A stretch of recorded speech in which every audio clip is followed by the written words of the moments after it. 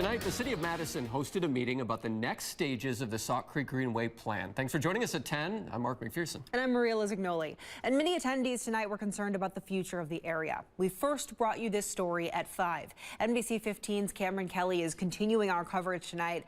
Cameron, you sat in on this meeting at Phillips Memorial High School. It was a full house tonight. City officials said tonight they would not be answering some of those hot topic questions regarding bike paths and tree removal. Their reasoning to allow the community to share concerns before making a plan. UW-Madison's director for the Center for Climate Research also lives in the Sauk Creek neighborhood. He says he has done his own research on why the community needs to preserve green space. The area has over 5,600 trees. Reduces the amount of greenhouse gases in the atmosphere. And it also reduces the urban heat island effect by providing cooling, combating some of the heat demands during the summer and heat stress. And then likewise, refuge for wildlife. And the city says this is just the first of many conversations about the Sauk Creek Greenway plan, and tonight was to hear the input of the community. Live in the studio, Cameron Kelly, NBC 15 News.